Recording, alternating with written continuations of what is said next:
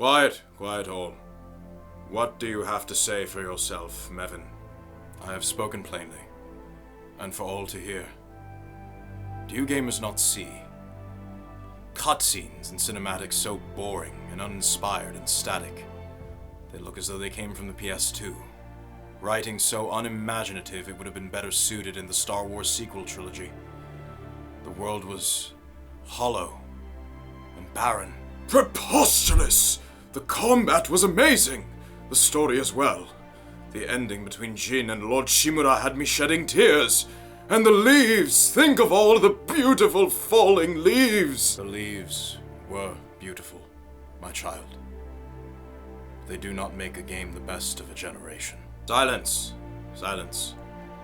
Sir Mevin, are you saying that Ghost of Tsushima, the most anticipated game of 2020, was mid?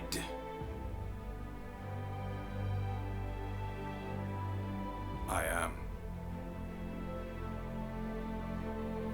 And you shall see that The Last of Us 2 was actually pretty amazing, and rightfully earned Game of the Year.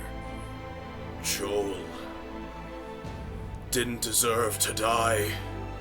It was Abby who did! Blasphemer! He's a blasphemer! Blasphemer! Crucify him! Blasphemer!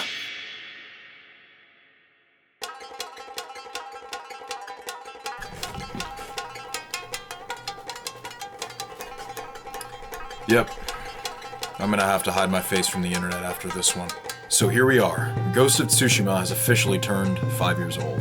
Maybe some of you that remember my ugly face from when I originally threw shade on the game in a video I made about a year or so ago, you probably already, hate me and want to pin me to a cross. Needless to say, I think there are most of you watching who really enjoyed the game, that, was the only good thing to happen in 2020. Or you're people who never even bothered to pick it up, you think the game is dumb, you think the idea is dumb, whatever. I, however, am in the middle. I enjoyed Ghost of Tsushima. I thought it was good, just not great. The game was beautiful. The world had some of the best particle physics, some of the best sword fighting that I'd ever seen. And there were a few moments that I was pleasantly surprised by in the game that I'll go into later in the video. And it was an incredibly anticipated title for an incredibly anticipated historical setting, and my guess is that, like me, most of you who nerdgasmed during the 2017 reveal, you probably liked it because you have a deep love and appreciation for everything Japanese. The music, the art, It's anime.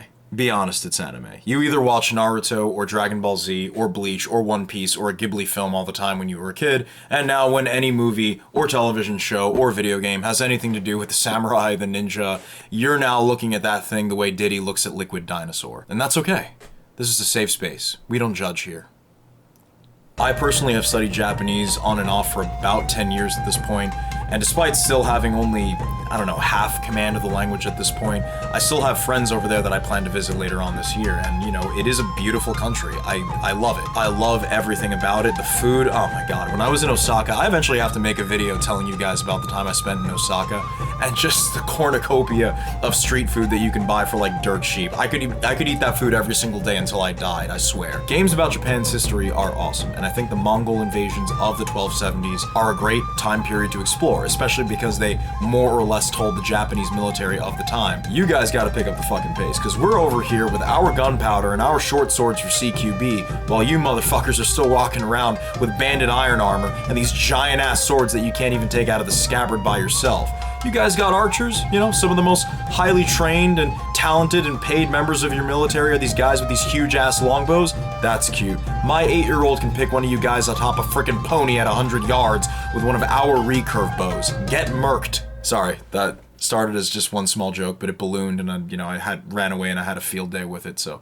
Anyways, you may think that it makes me biased in favor of the game, that I'm such a big Japan fan. The thing is, it actually raised my expectations for the game so high, maybe a bit too high, that maybe it was a bit too much to ask for. I don't know, I could be wrong, maybe everything about this video is wrong and my opinion is trash, but you Mevinites let me know. When I saw that trailer, I really had a good feeling that this game was going to be something special. Up until then, I really hadn't played any of Sucker Punch's other titles, except for Infamous Second Son. I played briefly some of the other Infamous games, but I never actually played through them all. But I think all you guys will agree, that reveal was really something out of left field. I mean, no one really thought that they would be the ones to take on such an incredibly anticipated setting, and, you know, a setting that, let's be honest, we had all expected Ubisoft to tackle a couple of years prior.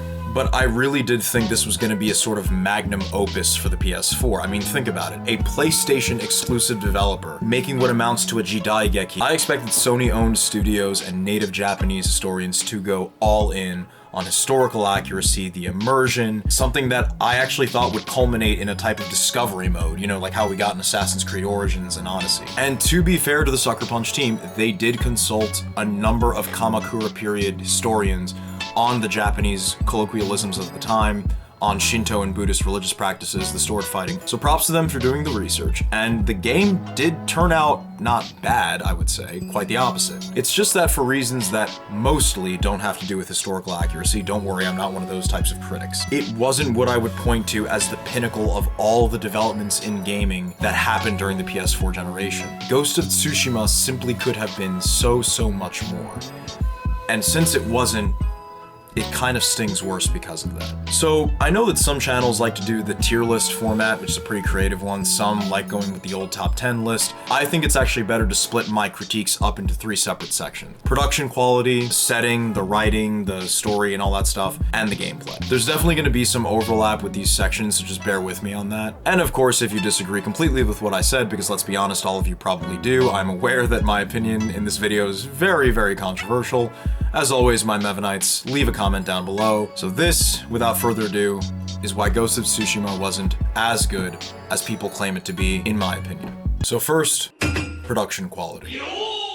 So I've said on this channel before, I'm not a big fan really of GTA or most of what Rockstar makes. I'm going somewhere with this, just hold on, bear with me. A pseudo Tarantino story with the criminal underworld story, and it's nice, it's appealing to some people. I'm not a big fan of modern settings, but hey, if you like that setting, the simulation of being the baller that you want to be in your mind, go ahead. But my opinion of Rockstar did do a complete 180 after Red Dead 2, because holy shit. Like most of you X and Y chromosomes born in the 90s, I have autism, so I can't really keep up with the way more intelligent dialogue that I could ever comprehend going on throughout the entire game. My attention went to the fact that, wow, Arthur's weapon is actually slung on his back, and you can place it on his horse. Wow, when you open up things to try and loot, like cabinets or doors, you actually simulate opening the cabinet up. I was like, wow, that is something that number of game companies should have done prior to 2018. And this was kind of something that I noticed back in GTA 5. You know, I'd always appreciated the fact that you see, you know, you can sort of walk into the cutscene and then it starts automatically. There's no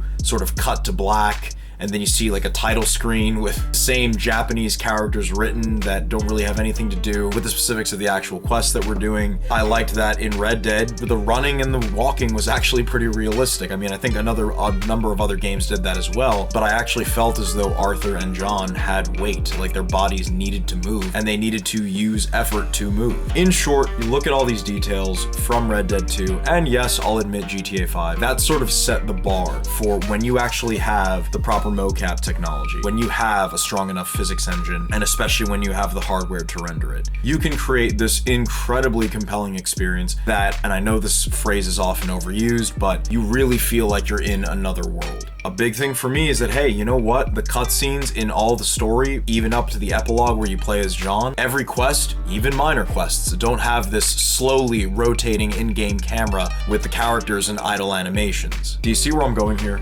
Ghost lacks in pretty much all of these areas that, for me, when I look at AAA titles, are pretty much expected. Now, to be fair, when Ghost shines in the cinematics and the cutscenes, it really does shine. I don't know if you guys also noticed, there tend to be like 3 different types of cutscenes in Ghost of Tsushima, if you catch my drift. There's those ones that I described where sort of the characters are just in their idle standing animations and the game is just slowly rotating their camera around them. You know, the ones where they're sort of just talking and, you know, they're facial animations and their mouths aren't matching the words that they're saying. A big one of these for me is when Jin and Yuna sort of make it back into Yarikawa, you know, where Yuna actually grew up, and what could have been a really emotional, epic, and grand cinematic showcasing a really important story point turned into just another by-the-numbers, lazy feeling cutscene. Quest endings and beginnings, like, especially for the ones that you do, like, with the side characters, whether it's Sensei Ishikawa or Norio or those guys, they'll have, you know, two people just having a conversation, and it looks a lot better, you know, the facial animations are matching up with the words. I just can't help but feel that the camera in those could have just be a bit more animated, you know, like instead of just panning to Jin, and then to Yuna, and then to Lord Shimura, and then to Norio, and then to Kenji, just felt like kind of uninspired, unimaginative, if you will. Big ones are awesome. Again, when Jin faces that Mongol general Temuge in Yarikawa, slices off his head, goes into ghost mode, that was freaking awesome. When Koten kills Taka, spoiler alert, at the end of the game, near the end of the game. The beginning battle at Komoda, where Harunobu gets just drenched in wine and then set on fire by the Khan, I think that was hilarious, and it was a great introduction to the character of Koten Khan. Killing the Khan was great, that was an amazing final battle, I liked that as well. These ones are awesome, great, they're what I would expect for the benchmark of technology of this generation, but they're rare.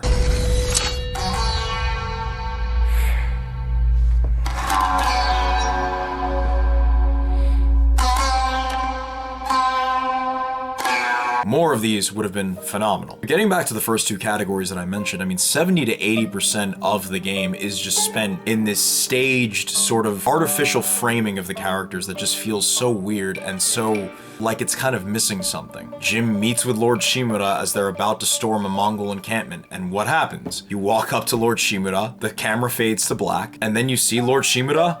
Lord Shimura says something, and then Jin says something, and then Lord Shimura says something, and then you see both of them talking together. And it is so boring that I wanted to tear my hair out, because this is the perfect opportunity to showcase our characters in the middle of doing what they're doing, instead of saying, oh crap, it's time for the cinematic, let me put on my best look and static body language, because obviously I need to look good for the camera, and not do anything like, I don't know, telling my men to sharpen their swords since we're about to go storm an encampment, check each other's armor to make sure that it's been secured and then it's free of damage, pour over a map of the area with my men that I am commanding, to show that I'm not only a samurai, but I am a commander, and this is what I've been doing since I was born. Make it feel like we just walked in on something that these characters would actually be doing physically, not just verbally. Have more than a conversation. Have Lord Shimura inspecting Jin's armor and weapons to make sure he's ready for the fight. And again, like pretty much for all of these types of cutscenes, I mean, the NPCs just look like slightly better animated, I guess, kind of sometimes. But still, no expression, they're just dead. They don't really react to what's happening in front of them, if at all. It feels kind of half-assed is all I'm saying. The worst offender for these cutscenes that I felt were so odd, juxtaposed to the end of the game, oh my god. Do you remember when you finish certain missions and then you sort of zoom in on either Castle Kaneda or Castle Shimura, and we get our cutscenes of the Khan? I mean, my god. Every time one of these fucking things played, I heard myself in my brain saying, meanwhile, at Castle Shimura, the evil Koten Khan conspires alongside his mischievous ex-samurai right-hand man Ryuzo in a plot to conquer. It's so bizarre.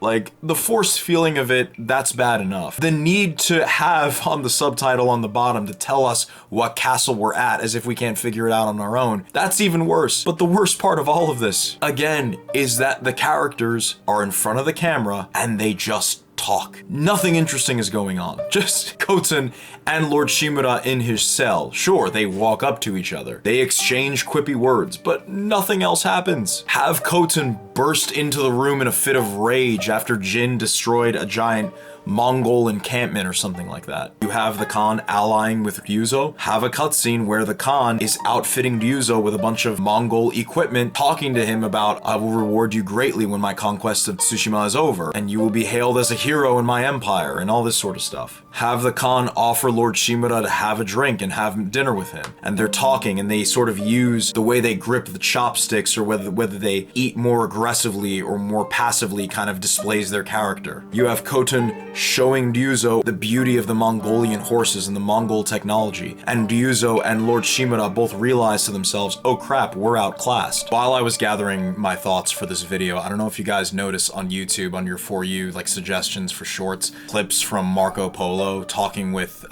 Wong from Doctor Strange playing Genghis, or I guess Kublai Khan, and just the artfulness of the dialogue is something that I would have expected to have been shown in Sucker Punch. Like, they had the perfect reference to go off of for Khotun's dialogue. Matter of fact, I'm pretty sure I looked it up. The journeys of Marco Polo happen only about 10 years before the events of Ghost of Tsushima. The Mongols are also pretty much just a bunch of faceless stormtroopers. Most NPCs feel like a bunch of faceless stormtroopers. There's no unique personality to them. Like, every single Mongol soldier, I can understand for just the general mobs that you find, but at least for the generals that we face, not only in the main story, but later on in the side quests, give them a sort of unique personality. Temuge was the perfect candidate to build some sort of a personality around. Give him a unique background that he's maybe actually a Korean or he's Chinese, he's not actually a Mongolian, showing how people that the Japanese may once have called allies have now turned to the Mongols as their overlords. Give Temuge a scene of graping or harassing a bunch of captured Japanese women or getting drunk with his men in his tent, and have Jin see all of this while he's stalking his hideout or something.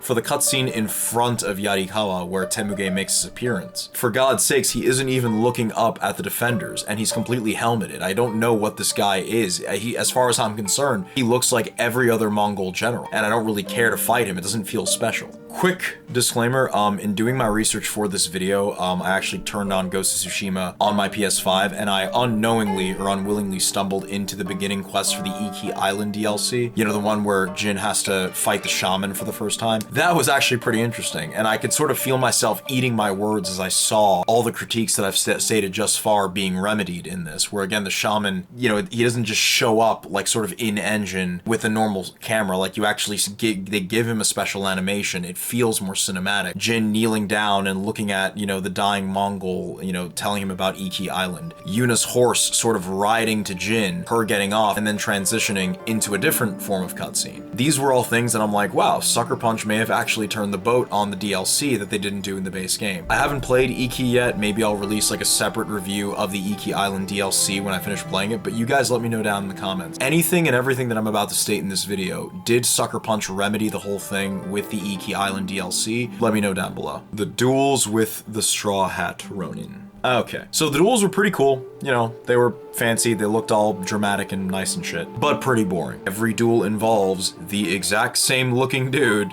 you know, no really unique character designs with the exact same intro animation. No creativity, no imagination, especially when you recycle the exact same drawing of the sword at the beginning of each fight. You want to know why I'm extra salty about this particular point? Do me a favor and go pause this video, go on YouTube, and search up the gameplay reveal from 2018. You know, the one where Jin and Masako have to save the monk, and then only at the end of the mission do they finally duel. That duel between Jin and Masako is what this should have been. It was perfect. The transition right from the normal camera right into the dueling camera that we see at the beginning of every fight in the game, that was fine. Notice one detail in particular that changed everything about this fight in my eyes. Camera focuses on Masako with her sword, then the camera switches focus to Jin. Camera goes to Masako from the side holding her sword, then camera goes back to Jin. It goes right to Jin when he's about to draw his blade. The camera pivots back to Jin, and you see him slowly pulling his sword out, and that little flick of the blade at the very end. The perfect cocky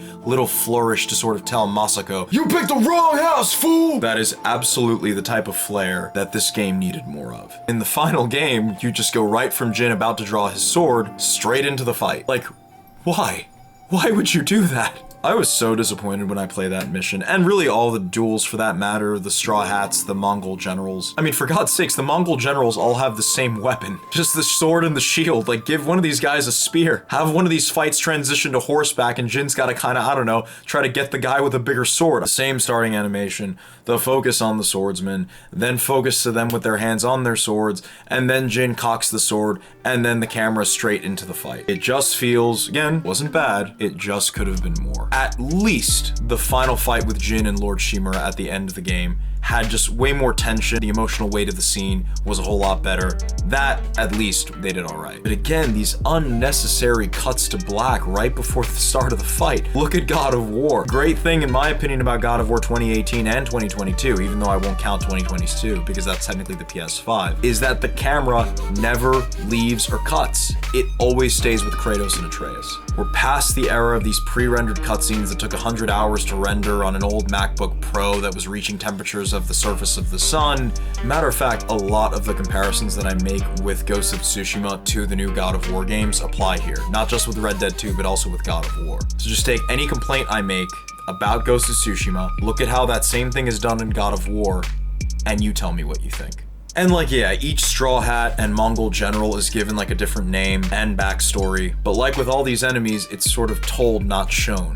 All the generals just use the sword and shield. Change it up. Show a duelist's personality with their character design, with their weapon. I half expected all of the weebs at Sucker Punch to come out of left field swinging with all sorts of ostentatious designs ripped straight from anime, guys with the slick back hair and the kimono cut right down the middle to show off their abs and jewelry or whatever the fuck they wanted to come up with. It would have been weird, it would have been anachronistic, but it would have been more engaging than what we got. Play with the dueling environment. If Jin is going to have a fight right on the shore of the beach, have him walk in on the guy fishing, or have Jin walk in on the guy meditating under the waterfall right next to the shore. I'm gonna bring up a seemingly irrelevant and often overlooked aspect of a game's realism and immersion: the walking animation. Hear me out. There's something about seeing your warrior or assassin or mage go from their idle animation, whether it's, scratching their beard, yawning, cracking their joints, and then taking that sort of heavy first step into a slow, casual walk, grasping their weapon at their side. Something about it just tells you that you're looking at an actual person,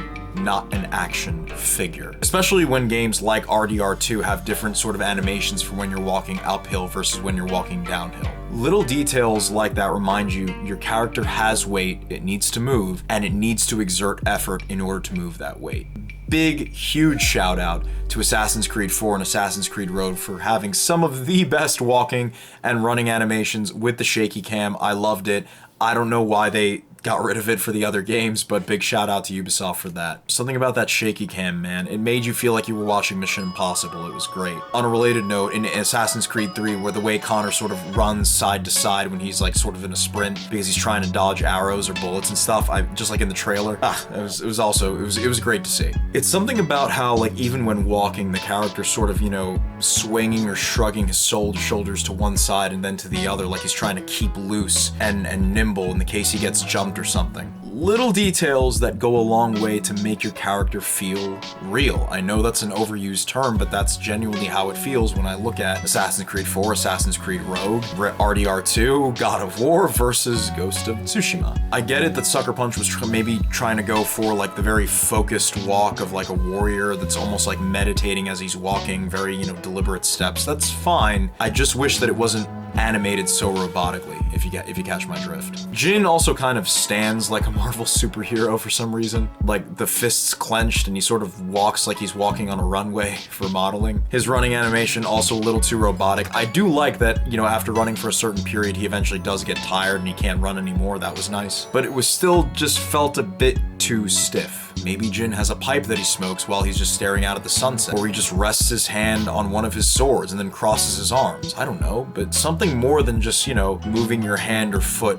slightly and just really not that interesting. Long story short, this is one, again, maybe overlooked area, but a big area where I think just a few small changes could have made Jin feel so much more real. And it kind of let me down. Think about it, most of any game is going to be spent behind the player character while he's walking or running. I know it didn't bother most people, again, probably like most of what I'm saying in this video doesn't bother most people. That's fine, I just felt it could have been better. Let's see, invisible barriers, I mean, they weren't as bad as The Witcher 2007, but still pretty bad. You can't traverse the entire island in just one go. You get to Castle Kaneda, and then there's an invisible barrier, then you have to travel in between Kaneda and Shimura, and then of course you can't go past the barrier at Castle Shimura, in order to get to Kamiagata. You can't even cross the small body of water in between Toyotama and Izuhara for some reason. I don't know, being able to pilot a really small ship in order to find Mongol wreckages or maybe a battle at sea, that would be cool if we got it.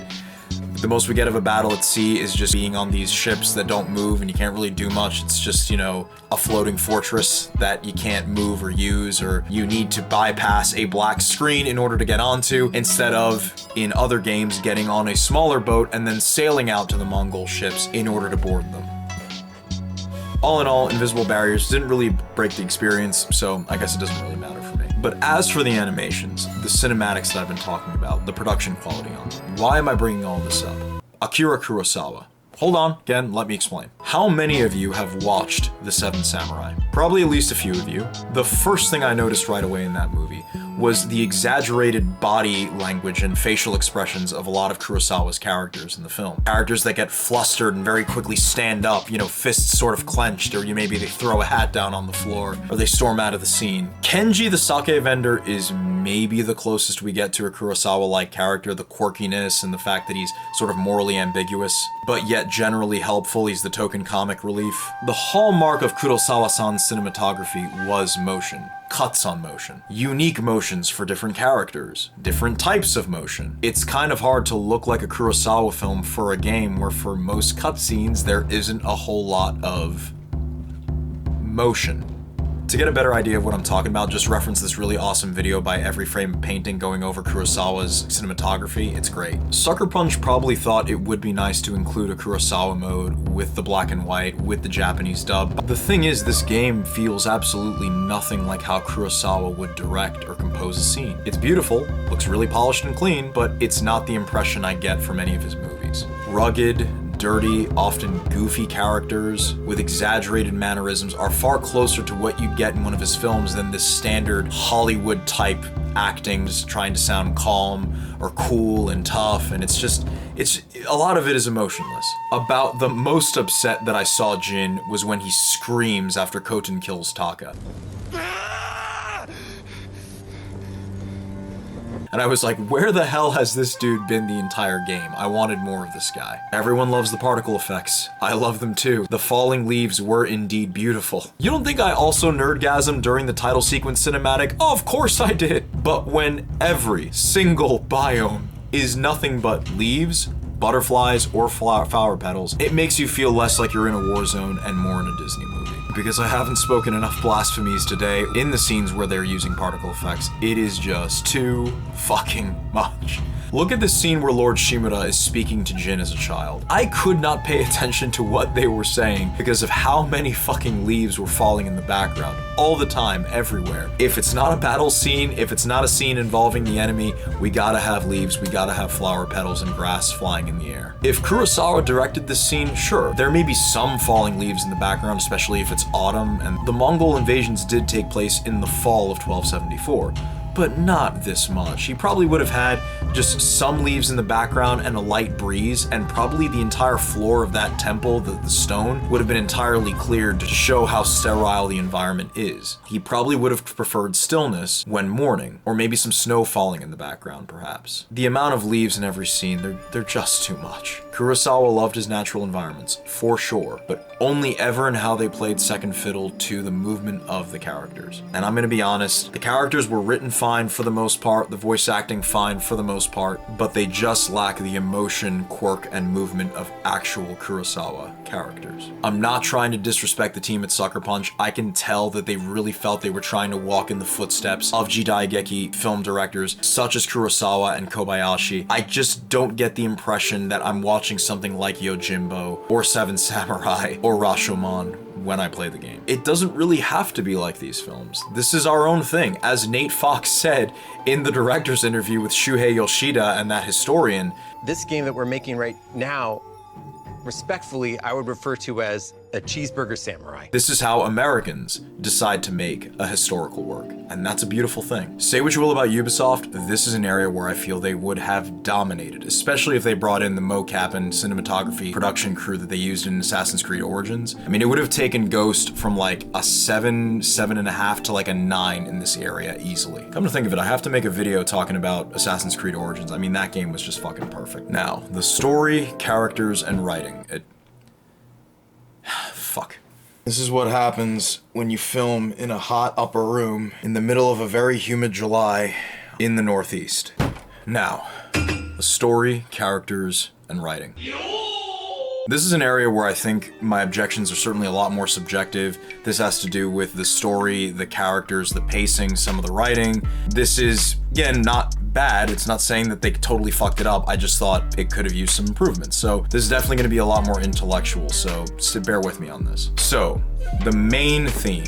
There's a right way to fight, with honor, and a dishonorable way to fight. I'm not telling you that samurai of this period, the 14th century, the Kamakura period, didn't have expectations on how they had to behave. They definitely did. I mean, these are military nobility, so whether it's political or religious matters, you have a code. Bushido, not really. That's not really a thing yet at this point in time, but it's definitely developing. When it came to these men and a life and death situation, however, all of that fighting with honor, for honor bullshit goes out the fucking window. To be fair, as it would go out the window for almost any warrior of any time and of any place. The whole honorable fighting thing is something that, I'm not telling you can't find it in history, you can. Just look at the British, the way the British made fun of the American revolutionaries for fighting with guerrilla warfare and using undignified tactics. But for this point in time, about the only real honorable thing that Lord Shimura or someone like him would have cared about is that you die fighting instead of retreating or surrendering. And that, in my opinion, would have been a much better message to send with the game. TLDR, cool idea, a neat idea. I know it's an idea that may catch the popular imagination here in the West. It's just unnecessarily ahistorical. I personally think the message of choosing to live over dying, it's a lot more compelling. Something like the idea of preserving life over death would have created a neat little tension. You sort of see over and over again in the game that Shimura is sort of ready to die fighting with a sword in each arm, and he just flings himself into the enemy and Jin has to save his ass on numerous occasions. It just would have been more historically appropriate, but that's a smaller point, I think. The writing, the voice acting, it's all okay. I don't think it should really win an award of any variety, but at times it's just a lot too cliche, especially this one line from Yuna at the beginning of the game that had me rolling my eyes. Sometimes when you're staring death in the face, you have to do whatever it takes to survive. The closest we get to really good writing is no surprise in the cinematics, but as I'll go into later, a lot of these big cinematics, very by the numbers, cookie cutter type of writing, stuff you'd expect to find in Hollywood. I mean, just take as an example Lord Shimura's speech to the 5 clans at the beginning of the game. Tradition, courage, honor, they are what make us. We are the warriors of Tsushima. We are samurai! We are samurai, honor and courage define us, etc., etc., etc. Pretty generic. Let's rewrite it, shall we? Do not let their numbers deceive you. For days and weeks, these horsemen of the continent have but narrowly escaped the thrashing tail of the seas. They are starving, exhausted. They gaze now on the 4 claws of the Adachi, Kikuchi, Nagao, and Shimura. Give them time. See how they struggle to bring their steeds ashore. Soon they will stumble back into their ships, where the fangs of the dragon will swallow them. Smile, for you men of noble rank stand here, while the Khan is too fat to leave his palace and join us. Arise! Ready yourselves! It feels more like something an actual general might say to inspire his men. Hollywood likes to make it about all these nice sounding words and this idealism, we stand for courage, honor, loyalty. It's about, not fighting what you hate, but protecting what you love. Oh God.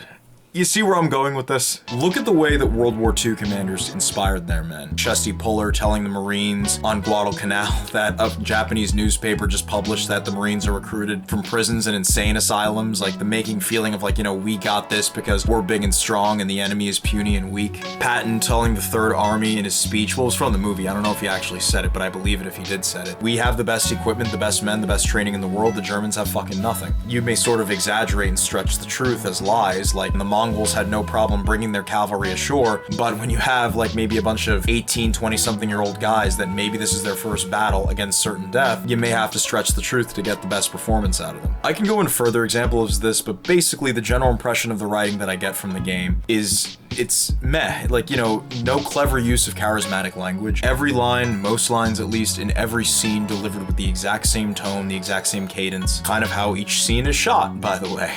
You have some exceptions. Again, this amazing line. I must start a new family, and my head is the cost. Taking it is my punishment. Or this line from the trailer that I also thought was pretty memorable. I trained you to fight with honor. Honor died on the beach.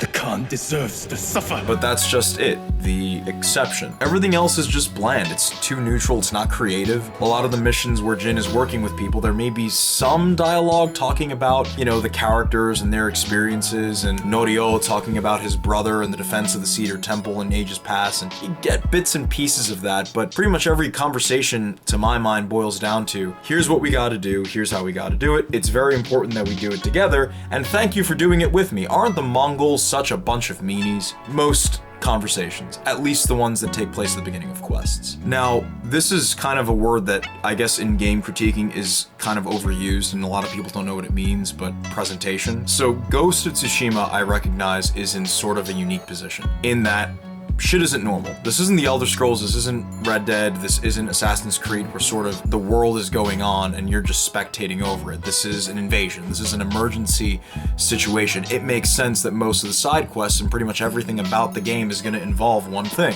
The Mongols. Fighting some Mongols, saving some people from some Mongols, sabotaging the Mongols, stealing something from the Mongols. You have to rebuild something the Mongols destroyed. This is part of the reason why I think the setting would have been better reimagined a bit. Perhaps instead of Tsushima, we could have focused on how the Mongols, after taking Tsushima, by the way, the Mongols took Tsushima in the real history, and pushed into Hakata Bay, which is near the now modern Japanese city called Fukuoka. Because then you can have a bigger map, and on the outskirts where more civilians wouldn't be fleeing from the Mongols preparing to fight them, you can flesh out the world more. Plus, we do have a more detailed account of the Battle of Hakata Bay versus the one source that we have from the Battle of Tsushima. Maybe the opening chapters of the game revolve around Jin securing more men and troops from outlying regions outside of Hakata Bay. Maybe word hasn't spread amongst the farmers in the interior that the Mongols are coming and to ready themselves, and that's what you spend the beginning part of the game doing. Hell, I actually think one of the best opening scenes for the game would have actually been if Clan Sakai and Clan Shimura were actually sitting in the imperial court in Kyoto and watching Hojo Tokimune, the leader, not the shogun, of Japan at the time, reading the letter that the Mongol Empire sent him and tearing it up as he actually did, then giving orders to Jin and his uncle to fortify Tsushima and get ready for an invasion because he knows it's coming. Adds more scale, more drama, like the calm before the storm. It's a neat little framing device that I think could have helped the story. It reminds you that Tsushima was just one small island in a grander theater of war, that there's the rest of Japan that eventually is going to have to face the Khan's army sooner or later. Like I said, only one source from the Battle of Tsushima, as from an eyewitness. I can understand why Sucker Punch took a lot of creative license in framing the story how they wished. At the very least, if you're going to have the game on Tsushima, maybe start the game in a different setting that reminds you there's a whole rest of Japan out there instead of going straight into the battle. It would have allowed for more historical context to shine through. I don't mind it if we're still following the protagonist. The beginning part of the game with these clans from Tsushima under the command of the Jito being brought to Kyoto,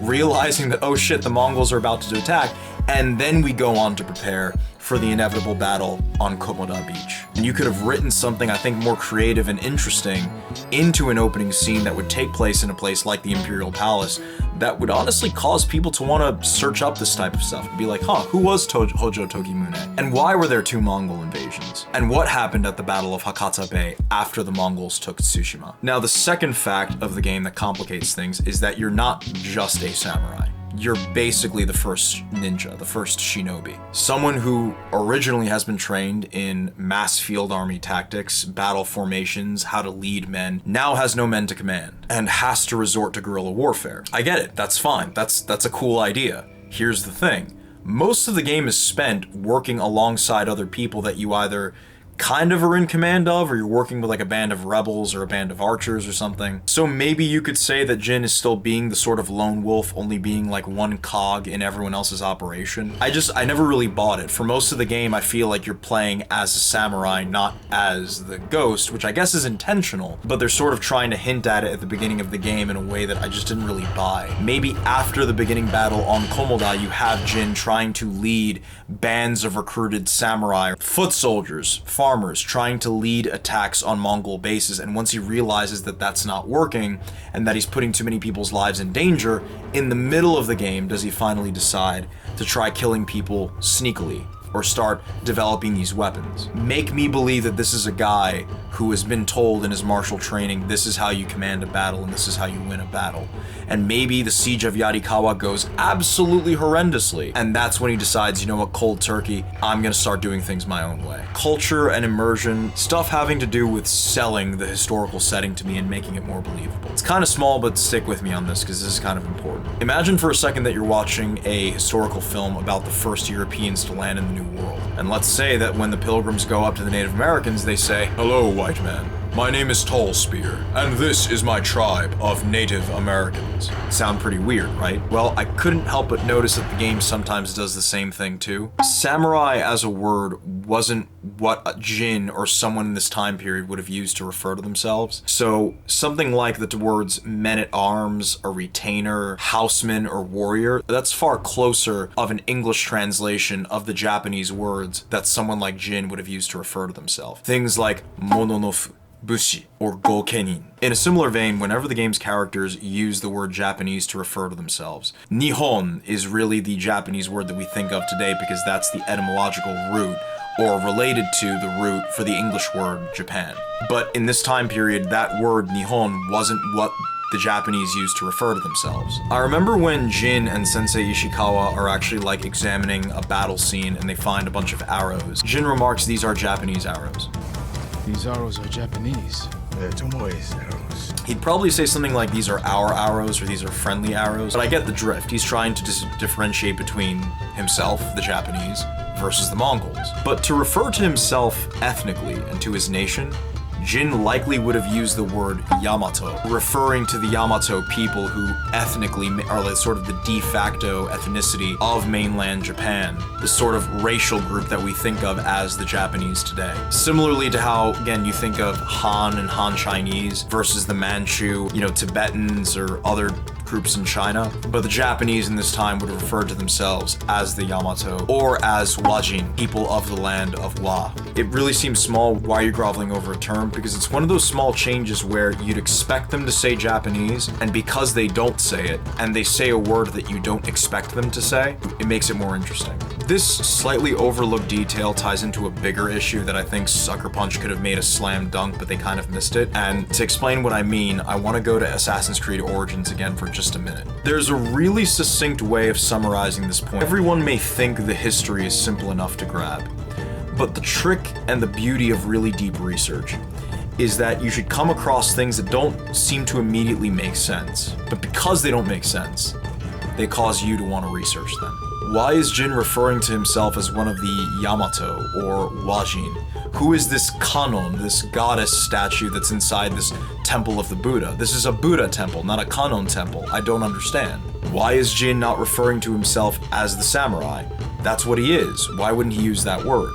These are things that when the game is sort of, at least for me, when I was playing Assassin's Creed Origins, when the game is powered off and you're sort of left to think about it and the things that you see, I go and Google things. Case in point, in Assassin's Creed Origins, in the giant pyramid of Khufu, there's a papyrus roll about this man named Jedi, I hope I'm saying that right, and it reads something like this. There is a commoner named Jedi Ro who lives in Djed Sneferu, a commoner of 110 years old, who eats 500 loaves of bread, a shoulder of beef for meat, and drinks 100 jars of beer up to this day. He knows how to mend a severed head. He knows how to make a lion walk behind him with its leash on the ground. He knows the numbers of chambers in the sanctuary of Thoth. Do you get what that's about? I sure as hell don't. And that's the point. There's something to be said about when a historical setting doesn't make immediate sense, when the dialogue is mentioning things that you and I don't know about, or haven't been told yet, but when certain in-game collectibles are saying all types of eldritch, esoteric crap, but it is in fact from a real papyri referencing a fictional magician from about the time of like the 4th dynasty under King Khufu called the Westcar Papyrus. It's a real thing. It was interesting and weird enough for me to scour the Assassin's Creed wiki to try and find out what the fuck this thing was talking about. Maybe there wasn't a whole lot of stuff to go off of for Tsushima. It doesn't really show up in the history. We only have scant references to it. I understand. Even more reason why a setting in a place like Hakata Bay would have given the writers more historical meat to work with. Maybe the game could have involved the Battle of Tsushima originally, and once the Mongols finished wrecking house, the samurai retreat to Hakata Bay in the hopes of holding the bay and eventually retaking the island. This game really could have benefited from a discovery mode. I think that's what I'm mostly salty about, so maybe you can just ignore that part. Now onto the gameplay. So as I said, combat, chef's kiss spectacular. It really was. Horse riding was fun, the shinobi weapon arsenal was fun, if not a bit cumbersome, like, you know, the amount of different things you can throw and the different types of arrows and projectiles, but it was still fun to use. Bells and whistles in the game were fine, the guiding wind, the playing of the flute, you know, by collecting the crickets and everything. Everyone, of course, loves the way, you know, Jin flicks the sword off the katana. That's amazing, we all love it. But let's be honest, the only sheathing animation that's even worth watching is the one where, like, you know, Jin takes the sword and then quickly flicks the blade off and then, you know, guides it back in using the reversed hand. The one where he just sort of like flicks it all off just looks so, again, robotic and, you know, just too stiff and inhuman. The bowing emote is fine, kind of animated like a robot, but in the spirit of improving things, I actually think it would have been cool had, depending on who Jin was bowing to, whether it was to other samurai, to other nobles, or to peasants, or to monks, he changes how deep he bows, a little detail that I think that's something like Rockstar would pick up on. The armor in the game mostly looks fine. I mean, PlayStation brought on Nate Fox and Shuhei Hoshida with an actual historian who was like going over the armor, and the guy gave it 2 thumbs up for the accuracy. And I think that's good considering that probably most Western audiences like you and me were more familiar with the more aerodynamic armor of the Sengoku period, where the armor was more like, you know, fitted around your shoulder instead of having, you know, 2 solar panels sitting on your back and wearing a box around your waist. I give props to the Sucker Punch team for getting an A+ with the armor and the weapon designs. They were fantastic. Now, with the robes, the 2 swords, the Daisho combo that we think of, the katana and the tanto, wasn't a thing yet. Is anyone complaining? I sure as hell am not. It looks awesome. Walking down like a dirt road or a stone road, like it's Rurouni Kenshin, or, you know, the guy from Samurai Champloo who's named Jin by coincidence. It looks great, it's not accurate, it doesn't destroy the experience, so again, armor, weapons, mostly pretty much all good. Now, let's be honest, the elephant in the room that everyone is going to bring up in regards to the historical accuracy is the inclusion of the katana, as I mentioned earlier. The ubiquitous samurai weapon for a more civilized age. Sorry, I'm ad-libbing. But yes, a single-edged, dual-handed blade, always carried blade edge facing up, and has become the byword for any type of sword, any type of blade carried by any Japanese warrior of any time, period. Let me start by saying, yes, the historical inaccuracy of this game does bother me. Not as much as you would think, though. The bother doesn't really come from the inclusion of the katana. Every video game must take some creative liberties. What liberties are appropriate, I think, depends on what you're doing. If I'm making a remake of The Elder Scrolls 4 and I decide to create a bunch of Imperial bodyguards wearing armor from the high medieval period but carrying katanas, it makes absolutely no sense historically, but I can just do it. Maybe I want the player to have the choice of playing as lizards or cats who went from a bunch of overgrown house cats to lions for some reason. Huh. 'Cause it has wares if you have coin. Well, that's okay, because to even start the game, you've accepted that it's a fantasy world, it has not existed, and it will never exist. Even in a sort of pseudo-real setting like Assassin's Creed, I'm just imagining, I haven't played Assassin's Creed Shadows yet, I want to, but like, you know, a glowing Isu katana and like, you know, glowing Isu samurai armor and stuff like that. You know, hallucinatory images of the Japanese gods, which would admittedly be pretty cool. I don't know if the game has included it, let me know if it does. But with Ghost of Tsushima, I think you'd all agree, the setting is far more hard historical accuracy, a lot less fantasy. So yes, the katana in Ghost of Tsushima has found itself in a conflict 300 or 200 years before it would ever have been fielded. Samurai of this era likely would have used something like the tachi or the uchigatana or even the odachi, like the big sword that you use to sort of kill a guy on horseback. Funny enough, the game reveal from 2017 was actually the only piece of media from the game to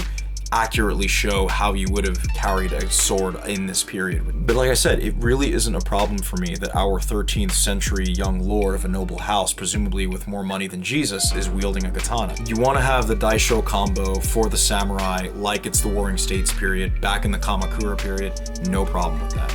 I don't have the problem with the anachronistic weapons. It's the sheer lack of weapons. I think this is the most disappointing part of the gameplay by far, because outside of the big-ass bow that Sensei Ishikawa gives you, the staples, like the mainstays of the samurai's arsenal are missing. The spear, the yumi, and the naginata. I would have loved to use these weapons in addition to the bigger swords, like I said, the tachi, the uchigatana, and the odachi. And hell, you know, Jin would have been trained in traditional martial arts, so have some primitive form of aikido or judo. I think would have been really awesome instead of Yuna carrying Jin's body away from the aftermath of the Battle of Komoda, is if instead Jin wakes up in the dead of night, the Mongols are going around gathering the samurai bodies, throwing them into mass graves, and Jin books the hell out of dodge, carrying nothing but his tanto, and he's able to kill like 3 or 4 dudes using nothing more than grappling and his small sword. That would have been fucking gangster. Ghost of Yote does seem like it's gonna fix a lot of that. Like, I really do think, you know, for all my complaints here, it does seem that Sucker Punch is actually slowly improving off of these comments that I'm making, so I guess I'm too late to the party, but Ghost of Yote looks like it's gonna make really good use of both covert and overt means of fighting, which is really nice. The stances were all fine. I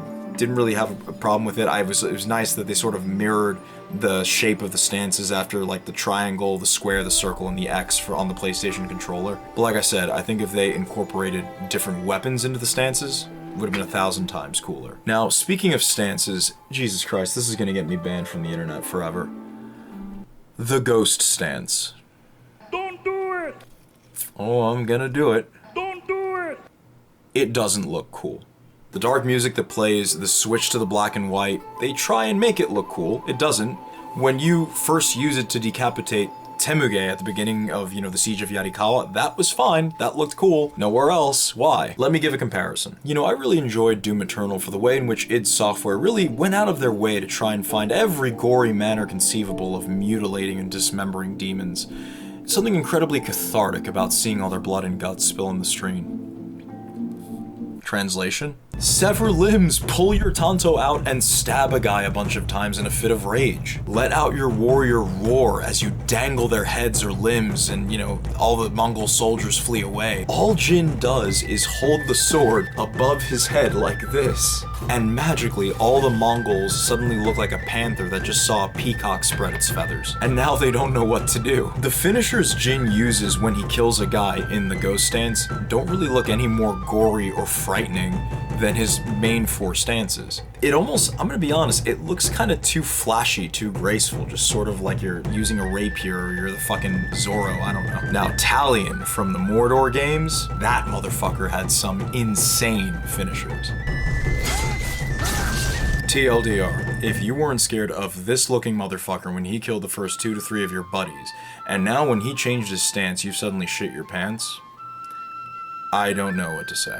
The stance would have made the most sense while only using the ghost armor, because that sort of mid-sized sword that Jin keeps on his back that he never really uses, I don't know why you'd include a sword if you're not gonna use it. He could have adopted some sort of Niten Ichiryu style like Musashi had. Wouldn't be a thing for centuries. I just think it would have looked so much more intimidating than the ghost stance that we got. Like I mentioned earlier, I think this game could have benefited from a dualistic approach to the gameplay. Jin was raised, trained to be a samurai, leading troops in full armor on the front lines of battle. Now he's taken up the mantle of the ghost and basically become the first ninja. Have 2 modes. When Jin is in his full armor, he can't climb, he can't, you know, be stealthy and all that. He can't use his shinobi weapons, but he has a ton of more durability, a ton of more stamina. He can store his weapons like his bow on his horse like in Red Dead 2 instead of having them float on his back like every other game. And of course, in ghost mode, Jin can climb, sneak, he can do all his normal shinobi stuff, use his special weapons, but he can only use swords, whereas maybe in his samurai mode he can use the bigger weapons like the naginata and the spear. I think that would have been better, but again, the game's called The Ghost of Tsushima, so I get it. They wanted to focus on the ghost stealth gameplay. I get it. Like I said, maybe the first part of the game, first half, you play as a fully armored samurai, second half should have made you feel like the ghost. And about challenging the Mongols to a face-off. Okay, so not bad, good idea. The Mongols were sort of notorious by not, shall we say, obeying the Geneva Conventions, if you will, which means that you know, they're infamous for guerrilla warfare. So hit and run tactics, all sorts of tactics that today would be classified as war crimes. If they outnumber a lone samurai 4 to 5, you know, they're not gonna have a Mexican standoff with him. I don't buy it. I think it makes more sense if you're assaulting a Mongol like outpost or fortress where there's like 30 to 50 of them, because then they feel like, all right, you know, we'll humor you by sending one of our guys out. But you know, if it's just 4 or 5 of us in a field, you may have some backup, or you may have guys in the bushes or whatever. But if it's so many of us, we don't care. We'll take you out anyway. Now, where the standoff worked supremely well was with the Straw Hat Ronin.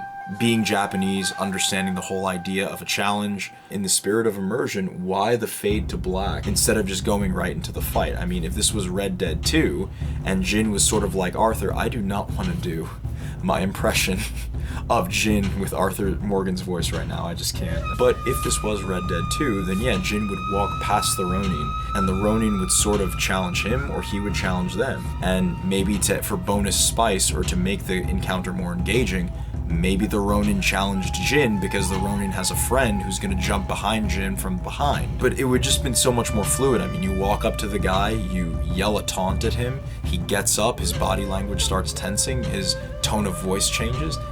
That's verbatim how you see Arthur challenge a bunch of people in Red Dead 2, and it would have worked so incredible instead of the encounters that we got in Ghost of Tsushima. Activities, mini games, some of them were fun. We have all the standard Japanese cultural motifs, though I will say the inclusion of these kind of, you know, fancy, cute little side activities they really just made the map feel like the Japanese wing of some sort of interactive museum, if you catch my drift. Hey look, haiku. Hey look, onsen. Hey look, a tea ceremony. Actually, come to think of it, a tea ceremony would have been amazing because you could sort of practice, it would have not only would have been historically appropriate, but you could sort of practice the zen-like nature of your mind and your body, where you have to sort of balance the DualShock 4 in your hands throughout the duration of the ceremony in order to pass it. It would have been awesome, and I think Sucker Punch already knows how to make awesome mini games that involve the physical use of the controller in different ways. Infamous Second Son, I still maintain, has the best use of this, where you actually use the DualShock 4 as a spray gun to like sort of spray graffiti. That was freaking genius. I loved that. Why don't we get more of that? They did get stuff right. Practicing with the bamboo, that is exactly how samurai would have practiced their chopping. It was challenging and also really rewarding, so the bamboo is by far my favorite minigame. The climb to the shrines, it was beautiful, it was amazing. I don't care if there's not a shrine somewhere on Tsushima, like buried on the top of a mountain that no one can get to. I still think it was fucking incredible and incredibly breathtaking. The Inari shrines, you know, kind of they were like lamer forms of the actual shrine. I mean, but you know, who doesn't love a good fox doggo? There's a good boy. After the main game though, there's nothing really interesting per se. Every vendor sells virtually the same stuff, and there's no stat advantage to most armor pieces that you can get from pretty much any of the armor pieces that you get from the vendors. It's pretty much all cosmetic. There are some neat quests. I mentioned earlier, one thing that really surprised me and I thought was really brilliant of Sucker Punch is the quest where you find that woman who basically, she says she had her rice stolen by bandits, and you go and find the bandits to get the rice back, and you kill them, and you get back to the woman and you find that she was lying about having her rice stolen, but she was just starving, and so you just killed a bunch of bandits in cold blood.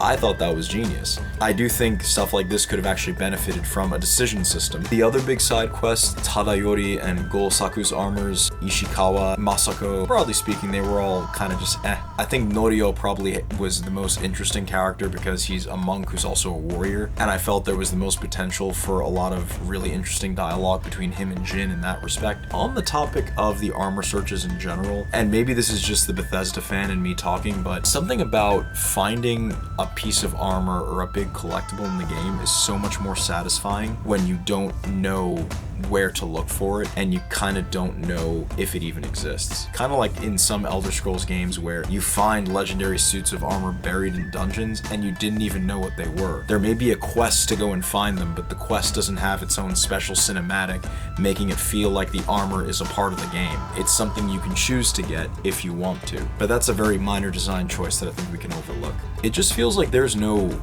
meat in the world, if you understand what I'm trying to say. It's all on the surface. There's no HQ or hub where you rest or store your armor. You're a young lord, you know, so You probably have concubines in the castle that you can spend a night with. Not saying that that's entirely kosher, I'm just saying have it as an option. Upgrade your HQ, train new samurai, nothing. It just feels like an amusement park where everyone is playing the role of either terrified civilian, monk, or farmer. The world feels kinda dead. I mean, yeah, you have farmers at their fields, monks in the monasteries and temples, priests at their shrines, but it all feels like statues in a museum. Not really moving, just either sitting or standing or praying. There's no daily morning processions in places like the Cedar Temple that would actually happen in an actual Buddhist temple. There's no recruited farmers or peasants going through training regimens, at the Golden Temple where, the refugees are gathering, trying to fend off the Mongols. There isn't a whole lot to do in these villages once the game ends besides admiring the foliage. And that's nice, but as I said in the intro, it doesn't make the game the best of a generation. Epilogue. So you've probably gotten to the end of this really long vid, and if you were a huge fan of the game, you probably think that everything I said is the most nitpicky, the most unbased and rigid and unpopular take of this game that you've ever heard. And that's fine, but if you want to do me a favor and understand why I feel so strongly about these points that I made, I want you to pause and go back and take a really good look at the reveal trailer back from 2017. I'll even play it for you here. Notice the framing of each shot. Still camera just letting the world sink in, Jin riding through the village and up to the cliff, the framing of Jin's silhouette standing in the field, the collective silhouette of the samurai charging into battle. These scenes are what the game should have been.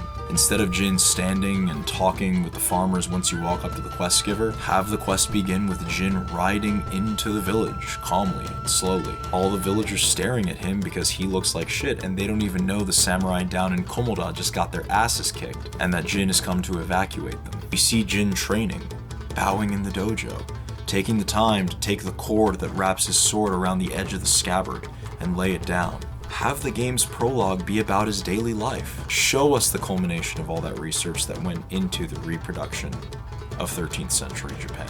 Have the prologue culminate in a massive samurai battle like we see the cavalry charge in the trailer. And at the end of the battle, we see that sweet, slow wiping of the blood of the sword off Jin's arm, instead of the quick, frictionless version we see in the game where apparently the pit of Jin's elbow has been more greased up than Diddy's bathroom. The trailer felt powerful and awesome. The realism shown in that trailer, the quiet, meditative feel of the Japanese motifs of the dojo, the field, the pagoda in the forest. The trailer really made me think, wow, they're taking us to a period of Japan's history that not too many people know about, much less make games about. We're not getting what we think we get when we get Japan. We're getting a type of Japan that is almost never seen in movies or TV, or even anime. It felt like this game was going to usher in a new benchmark for historical fiction games, and it just was not that. Funny enough, I remember watching a video that came out about like a few days before the game was released in 2020, and this guy sort of dashed everyone's hopes where he came out and said, flat out, Ghost of Tsushima is just another by-the-numbers cookie-cutter action RPG. And I so did not want him to be right, but he was. You may be watching this video thinking to yourself, I don't understand why this guy is praising the game for getting most of the things right most of the way, and then he's quibbling about the small details. Why do you say that you like something, but then you say that this little detail bothers you? Like, what gives? Because I did like the game.